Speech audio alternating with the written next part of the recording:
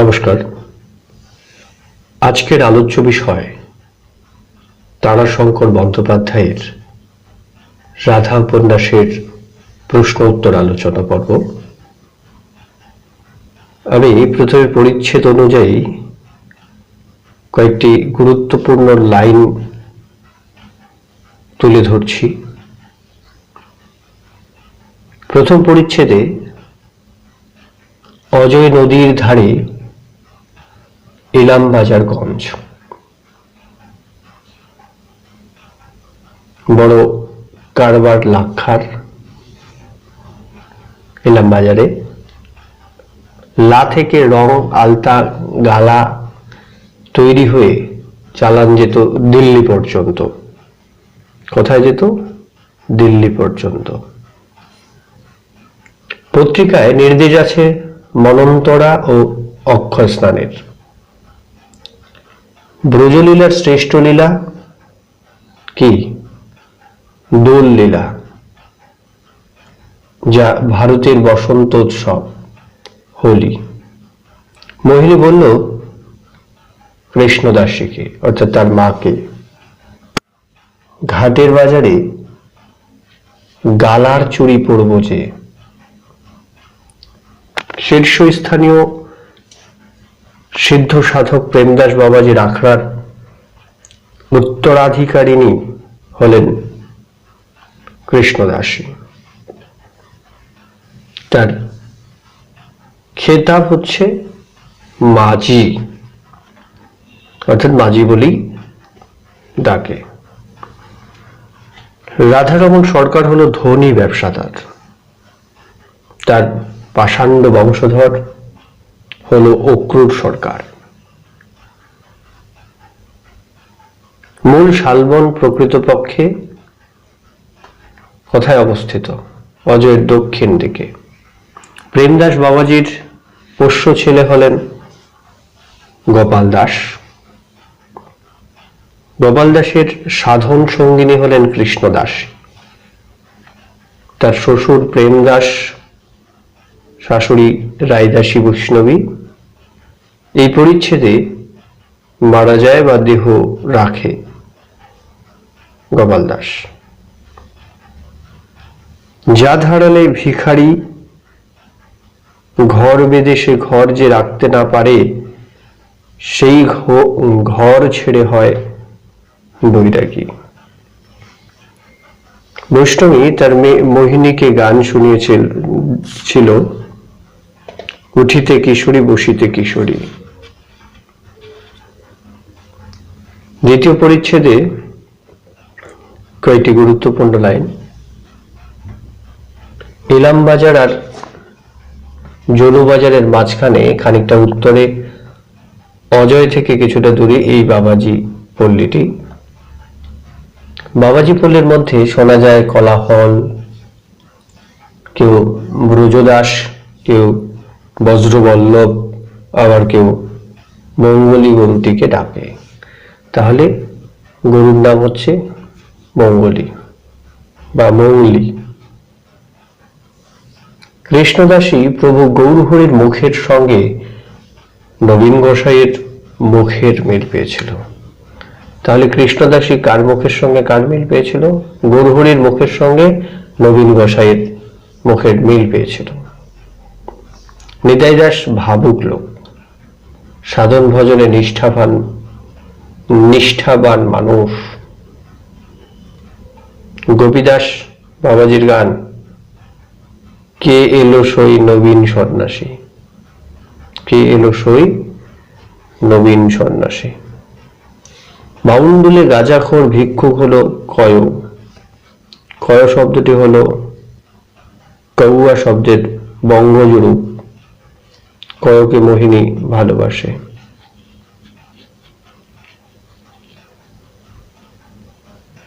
কৃষ্ণদাসীর পাটের শাড়ি পরে পুজোর কাজ করে গোবিন্দ মোহিনী। কয় সমস্ত খবর আগে পায়, গল্পও জানে প্রচুর পরিমাণে।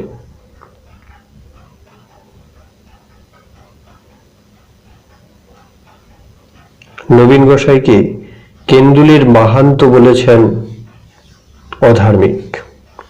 নবাব জাফর কুলি খাঁর শাসনের গুণে এদেশে এখন বাঘে বাকড়িতে এক ঘাটে জল খায়। কার? নবাব জাফর কুলি খাঁর শাসনে। প্রেমদাসের বৈষ্ণবী আসামের মেয়ে ছিল। তরিয়ানন্দ অর্থাৎ গাঁজা, কেউ কেউ তরিয়ানন্দও বলে, তরিয়ানন্দ বা তরিতানন্দ। দাস সরকার কৃষ্ণদাসীকে গল্প শোনাচ্ছেন মহাভারতের, প্রহ্লাদ, ধ্রুব আর হিরণ্যকশিপুর। শীতলা ষষ্ঠীর পান্তা ভাত কলাই সেদ্ধ শীতের অভাবে বেশ ভালো জমেনি। দাস সরকারের গান হচ্ছে, অতি শীতল মলয়া নিল মন্দ মন্দ গহনা, সখী বিহনে অঙ্গ হামারি মদনানলে দহনা। তাহলে এই গানটি রাধা উপন্যাসের দ্বিতীয় পরিচ্ছেদে পাওয়া যায়, আর গানটি হচ্ছে দাস সরকারের। মুহূর্তে ভোল পাল্টে গেল সরকারের। তিনি ক্রুদ্ধ হয়ে উঠলেন জয়পুরের মহারানা সওয়াই জয় সিং এর উপর।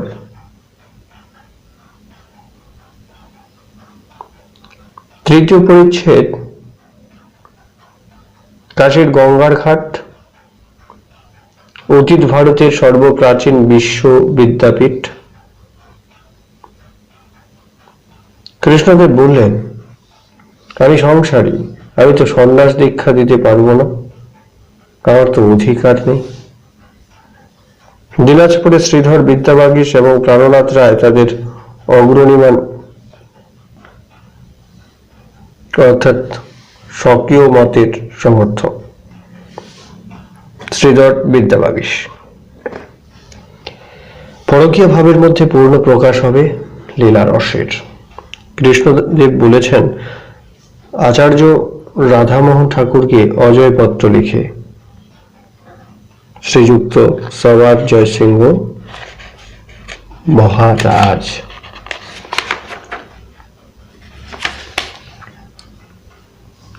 কাটোয়ার গঙ্গায় যে ঘাটে মহাপ্রভু মস্তক মণ্ডন করেছেন, সেখানে সশিষ্য কৃষ্ণদেব পরকীয়া বৈষ্ণব তত্ত্বের যুগল মন্ত্রের দীক্ষা গ্রহণ করেছিলেন।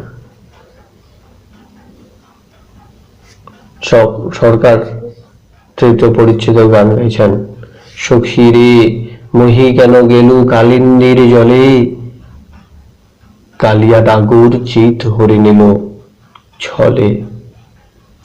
অক্রূর কেলে সর্দারকে পাঠিয়েছে পাহারার জন্য, কারণ সে কৃষ্ণদাসীকে ভালোবাসে। অক্রূর ভালোবাসে কৃষ্ণদাসী, আর তার ছেলের সাধন সঙ্গিনী হবে মোহিনী।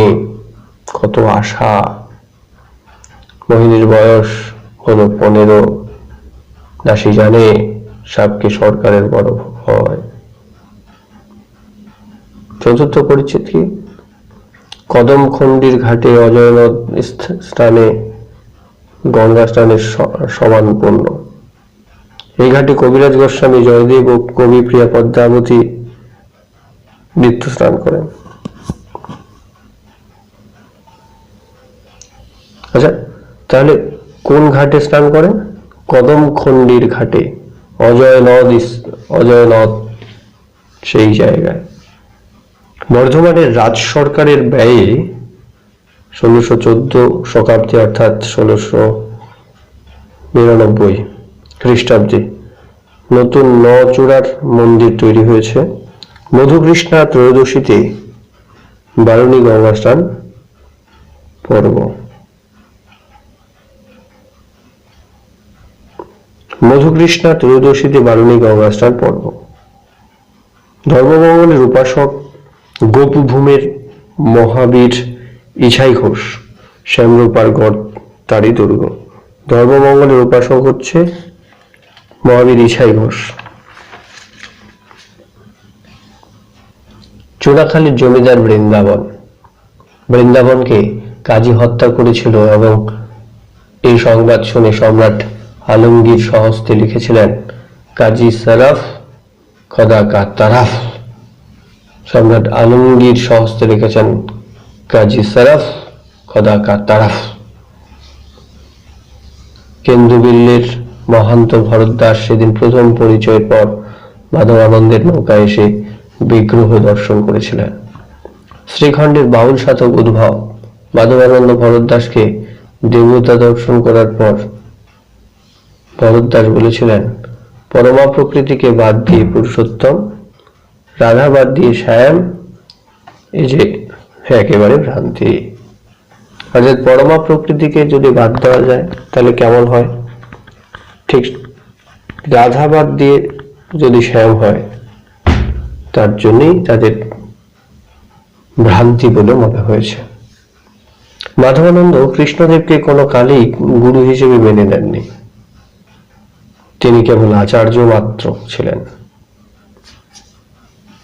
তাহলে মাধবানন্দ কৃষ্ণদেবকে কোনো কালেই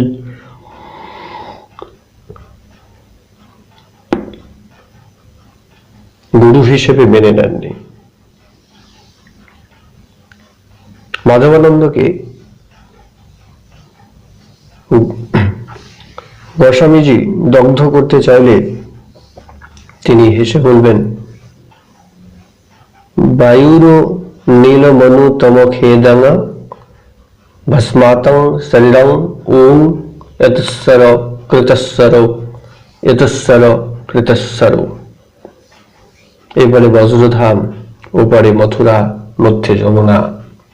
মাধবানন্দ বলেছেন, কিসের বিরোধ মহারাজ? বেদান্তে চৈতন্য সম্মুখে নির্দেশ দিয়ে গেছেন, মামেকং শরণং ব্রজ, তথাপি দেব পুরুষ পুরাণ।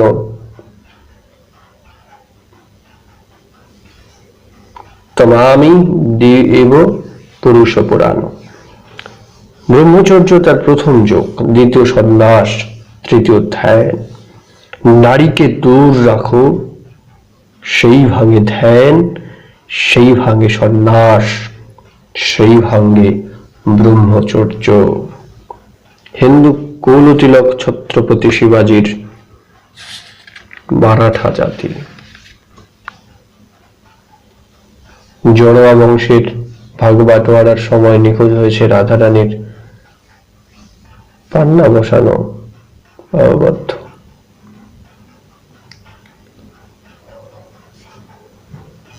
ওটা বাজুবন্ধ হবে, বাহুবদ্ধ নয়, বাজুবন্ধ।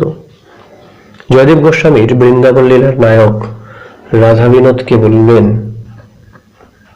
বাঁশি ছেড়ে অসি ধরো, কংসারী রূপে জাগ্রত হও। গোপালানন্দ বিরাট দেহ সন্ন্যাসী, আশ্রমের দাওয়ায় অষ্টপ্রহরী প্রায় বসে থাকে। পঞ্চম পরিচ্ছেদে কি আছে? বসন্তেরও আদিমধ্য অন্ত আছে, শৈশব যৌবন বার্ধক্য আনন্দ আছে। কেন্দুলির মন্দিরে রাধা বিনোদজিকে দর্শন করে ফিরেছিলেন মাধবানন্দ। ফুলের উল্লেখ আছে কাঞ্চন ফুল, টগর ফুল, প্রাসাদী মালা, জবা ফুল। লতার উল্লেখ আছে গুঞ্জলতা, শতমূল, অনন্তমূল, গুলঞ্চ। কয় হেকে বলেছিল, জয় গৌর নিতাই হে। হাতিম খায়ের খুব পেয়ারের লোক হাফেজ মিয়া, রামদাস স্বামীর শিষ্য, ভগবানের বরপুত্র ছত্রপতি।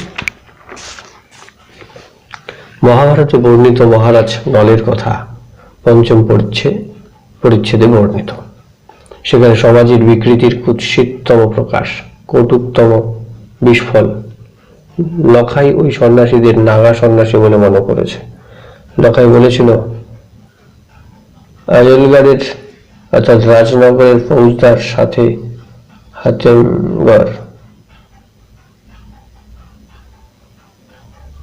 হাতেম খায়ের সঙ্গেও খুব দহরম মহরম। এক হতভাগিনীকে বহিরাশ শক্তি দিয়ে গেছে, স্তন দুটি কেটে গিয়েছে।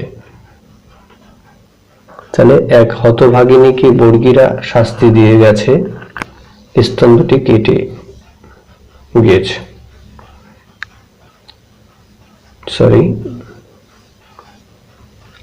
গাছে চড়ে সাঁওতাল মেয়ে ছেলে মহুয়া সংগ্রহ করছে, নারী কণ্ঠে গান ভেসে আসছে।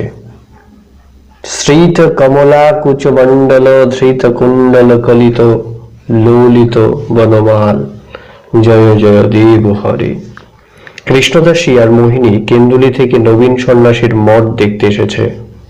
কয় বৈরাগী মেলায় এই কথাটাই মাধবানন্দকে বলতে যাচ্ছিল, কিন্তু ঘোড়সাওয়ার আশায় বলা হয়নি।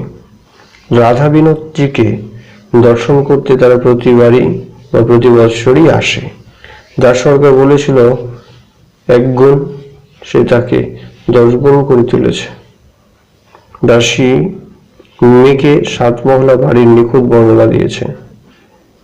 হাতিম সালে হাতি, ঘোড়া সালে ঘোড়া, কিং খাবারে মরানো 16 বেহারার পালকি, আমার মুখ নৌকা, এসবই ছেড়ে এসেছে। সমস্ত কিছু কে সেরেছে? সমস্ত কিছু নবীন গোসাই ছেড়ে এসেছে।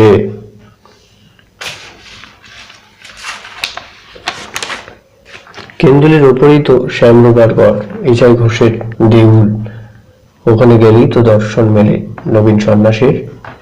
অভিনব জলধর সুন্দর ধৃত মন্দর, শ্রীমুখ চন্দ্র চকোর, জয় জয় দেব হারে। গান গাইতে গাইতে টগরের স্তবকের মধ্যে কাঞ্চন ফুলের পরশ দেওয়া মালা, কিন্তু মাধবী ফুল, কিছু চিনির মুরকি, কিছু মিষ্টান্ন, তার সঙ্গে ছোট বাটিতে ঘষা চন্দন। অন্তর্চন্দন লেপন নিয়ে আশ্রয়ে ঢুকেছে মা আর মেয়ে, কিন্তু কই নবীন সন্ন্যাসী। ষষ্ঠ পরিচ্ছেদের কয়েকটি গুরুত্বপূর্ণ লাইন। মাধবানন্দের প্রধান শিষ্য কি নাম বলতে পারবে? মাধবানন্দ অজয়ের স্রোতে ভাসিয়ে দেবেন মোহিনীর হাতে গাথা রাধা বিনোদজির প্রসাদী মালা। বিরাট শীর্ষ গাছের গায়ে ময়ূরগুলি লাগানো হয়েছে। আশ্রমের ঘের শাল খুঁটি দিয়ে তৈরি। অজয়ের ঘাটে আশ্রমের কয়েকখানা নৌকো বাঁধা আছে। হাতির হাওদার উপর দাঁড়িয়ে আছে সেই প্রধান সন্ন্যাসী। মাধবানন্দ দাঁড়িয়ে চিৎকার করে বললেন, এরা সন্ন্যাসী নয়, সন্ন্যাসীর ছদ্মবেশে বর্গীর দল। মাধবানন্দের সঙ্গে বয়সের অল্পই পার্থক্য ছিল কৃষ্ণ কামিনীর। 13-14 বছর বয়সে কৃষ্ণ ভাবিনী ঠিক মোহিনীর মতো হয়ে উঠল। মাধবানন্দের বয়স 12-13 ছিল তখন। ভামিনীর পালিতা মা প্রৌঢ়া বৈষ্ণবী বলতো, গোবিন্দের চেয়ে রাধা কিছু বড়ই ছিল গো। কিশোর ঠাকুর বলে হাসত। কৃষ্ণ ভাবিনী সেই বৎসরই হলো উপনয়ন। মা দিলেন দীক্ষা। শিক্ষার ভার নিলেন এক আচার্য। জ্ঞাতি দাদার সাধন সঙ্গিনী হয়ে প্রবেশ করল। সরকারের দলের 3 জন মরেছে, জখম হয়েছে 5-7 জন। সরকারের পাখানা আগেই ভেঙে গেছে বা জখম হয়েছে। 7ম পরিচ্ছেদে কি আছে? কেশবানন্দ বড় ধীর মানুষ, পশ্চিম দেশীয় লালা বংশের লোক। মাধবানন্দের সঙ্গে পরিচয় হয় কাশীতে। নবাব সুজাউদ্দিন বিলাসী এবং অলস, নিতান্তই দেহ লালসায় আবদ্ধ জীব নবাব সুজাউদ্দিন। নবাব সুজা সমতর্কী খাকে সরিয়ে দিয়ে কুলি খাকে পাঠিয়েছেন।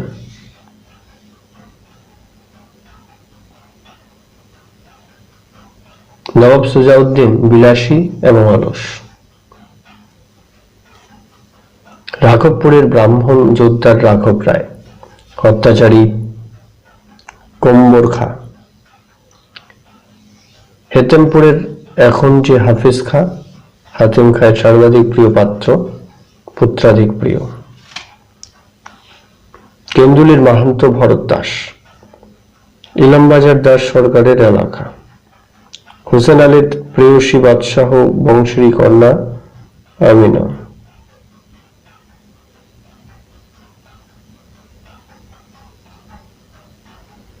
হোসেন আলীর প্রেয়সী বাদশাহ বংশেরই কন্যাকে আমিনা। যেটা বললাম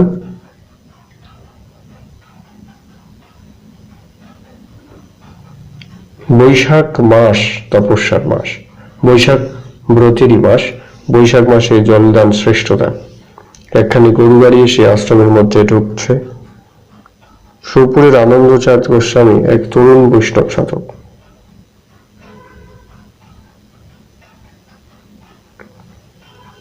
সোপুরের আনন্দচাঁদ গোস্বামী এক তরুণ বৈষ্ণব সাধক, ওখানকার বৈষ্ণব সম্প্রদায়ের মাথার মণি। শোকবাজারে আমাদের সেবক যাদবানন্দের মাথা ফাটিয়ে দিয়েছে। মাধবানন্দ বললেন, তোমার কল্যাণ হোক কেশবানন্দ। করণের লক্ষ্যরেখার নিচে নেমে গিয়েছিল অর্জুনের মস্তক, ফলে অর্জুনের শিরস্ত্রাই কাটা গিয়েছিল। কৌশল্যে সাধ্য সিদ্ধি হয়, কার্য উদ্ধার হয়, কিন্তু সত্যের প্রতিষ্ঠা হয় না। চৈত্র সংক্রান্তিতে সংকল্প করে জলস্রোতের ব্রত গ্রহণ করেছেন মাধবানন্দ। আষাঢ় মাস, অষ্টম পরিচ্ছেদ। রথযাত্রার দিন ভগবান বিষ্ণুর দ্বাদশ যাত্রার শ্রেষ্ঠ যাত্রা হচ্ছে রথযাত্রা। টাকায় 8 মণ চাল পাওয়া যেত সেই সময়ে, এখন টাকায় 7 মণ। পেট পুরে অন্ন, কাঁচা কলাইয়ের ডাল, দুটো ব্যঞ্জন, তার উপর গুড়ের পায়েস এবং গুড়ের মন্ডা। ইলামবাজারের বর্বর ধনীপুত্র অক্রুর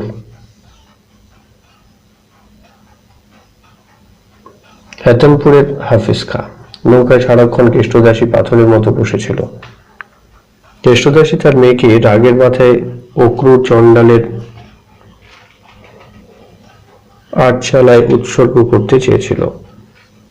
আনন্দচাঁদ ঠাকুর ব্রহ্মচারী, তিনি বৃদ্ধার মতো স্নেহ করেন, শ্রদ্ধা করেন বৈষ্ণবদের, বৃন্দার মতো। কেষ্টদাসী বাঘিনী এবং কালনাগিনী হতে পারে। নবীন গোসাই, তুমি কালনাগিনীর মাথায় পা দিয়েছ। কালনাগিনী যেমন লখায়ের রূপ দেখে বিমোহিত হয়েও লখায়ের লাথি খেয়ে সাক্ষী রেখে দংশন করেছিল, ঠিক কেউ দাসীও বা কোনো দাসীও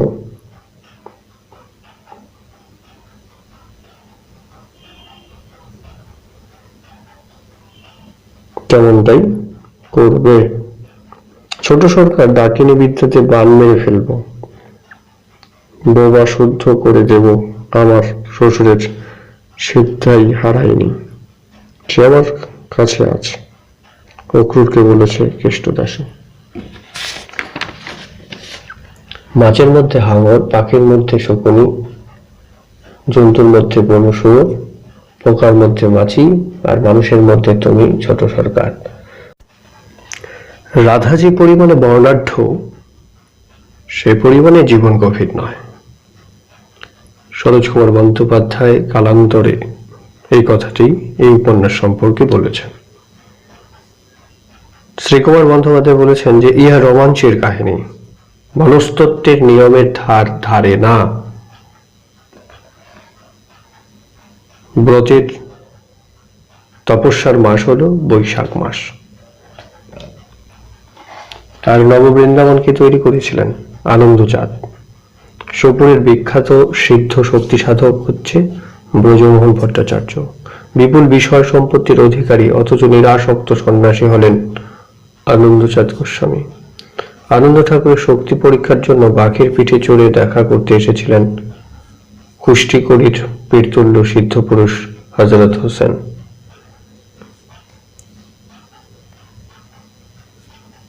মাধবানন্দের জন্ম হয় উত্তর ভারতে যমুনার তটভূমির এক গ্রামে। মাধবানন্দের বংশগত পেশা ছিল নৌকো চালানো। মাধবানন্দের মৃত কেশবানন্দের উন্মত্ত হস্তি দ্বারা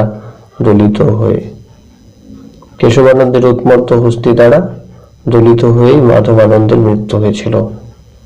মাধবানন্দের মৃতদেহের উপর পড়ে দেহত্যাগ করে মোহিনী। তুমি রাধা, আমার রাধা, মাধবানন্দই মোহিনীকে বলেছে।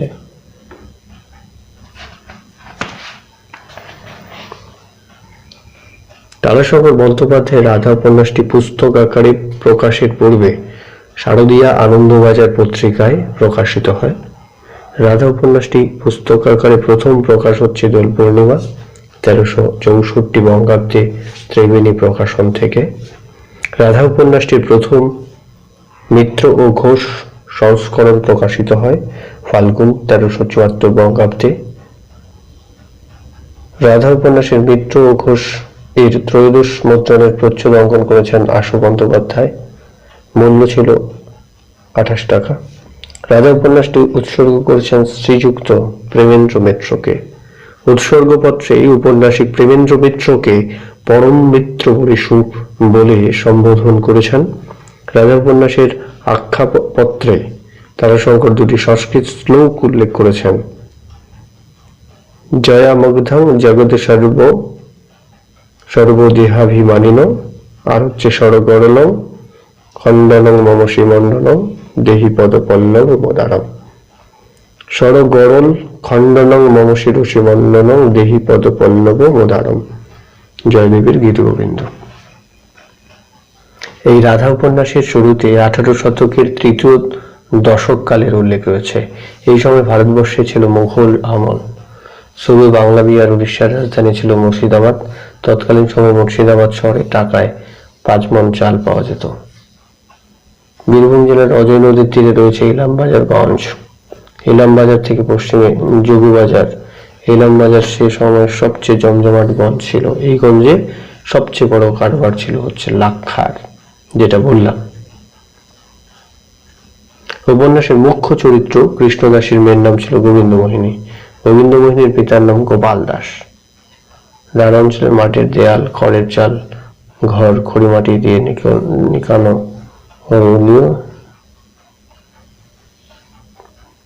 লম্বা চওড়ায় বেশ বড়। বর্ধমানের রাজ সরকারের ব্যয়ে 1614 শতাব্দে অর্থাৎ 1692 খ্রিস্টাব্দে নতুন নচুরার মন্দির তৈরি হয়। মানুষের মনে এরকম একটি বিশ্বাস রয়েছে যে বাহু সতর্ক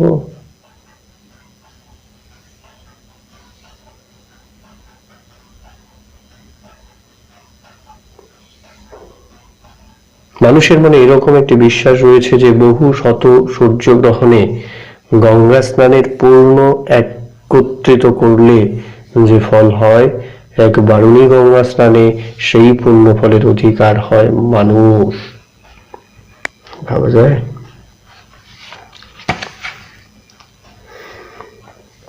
বাংলাদেশ থেকে পাঞ্জাব পর্যন্ত এই বিরাট ক্ষেত্রে 16 বছর যুদ্ধ চলেছে। বাংলাদেশে সফররাজের ধ্বংস হয় গিরিয়ার প্রান্তরে। আলীবর্দী খাঁ বিশ্বাসঘাতকতা করে সফররাজকে ধ্বংস করে নবাব হয়েছিল। নাদির শাহী মহা দুর্যোগের পর হয়েছে আবদাল শাহী দুর্যোগ। স্বপ্নাদেশে মাধবানন্দ কংসারীর ভাণ্ডারে এক খাস তহবিল খুলেছেন। বৎসরে সেখানে সোনায় রূপায় নগদে 20,000 টাকা জমা দিতে হয়। উত্তর ভারতীয় যমুনা তটভূমির একাগ্রে মাধবানন্দের পেশা নোট চালানো বা নৌকো চালানো। মাধবানন্দের পেশা হচ্ছে নৌকো চালানো। মাধবানন্দের বংশগত পেশা ছিল নৌকো চালানো। রাধা উপন্যাসের সবচেয়ে বড় ব্যবসায়ী হচ্ছে দে সরকার। মোহিনী যত বছর পর বাঁশুড়িবালি প্যারের বেশে মাধবানন্দের সম্মুখে আসে তা হচ্ছে 16 বছর পর। রাস পূর্ণিমার উদয় মুহূর্তে মারা যান মাধবানন্দ। মাধবানন্দের দেহের উপর পড়ে দেহত্যাগ করেছেন বাঁশুড়িবালি। মাধবানন্দের নিজের দলের হাতি তাকে পায়ের দলে ফিরে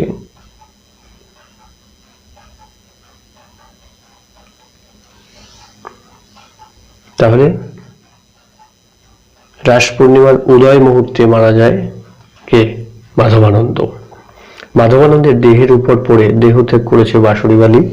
মাধবানন্দের নিজের দলের হাতি তাকে পায়ে তোলে ফিরে গিয়েছিল।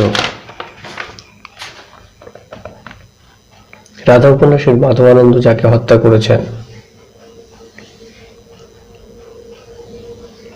গোপালানন্দ আর হচ্ছে মাধবানন্দকে।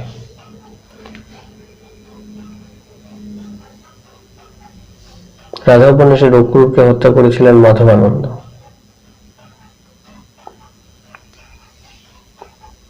রাধা উপন্যাস অবলম্বনে শুদ্ধ অশুদ্ধ আনন্দচাঁদরা পুরুষানুক্রমে সুরপুরের ভট্টাচার্য বংশেরই শিষ্য এবং তার শক্তি মন্ত্রের উপাসক ছিলেন, ব্রাহ্মণ বংশ।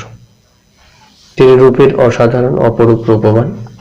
আনন্দচাঁদ ভালোবাসতেন রাধাকৃষ্ণের যুগল মূর্তি। দাস সরকারের খাস পাইকের নাম হচ্ছে কালু। কেলেডোমের ঠাকুরদাদা জানতো ডাকিনী বিদ্যা। নবাব সুজাউদ্দিন মারা যাওয়ার পর সফররাজ খাঁ নবাব হবে। ইতিমধ্যে সফররাজ খাঁর হারেমে উপপত্নীর সংখ্যা শত শত। মনসা চিন্তয়েত কর্মবচসা না পেয়ে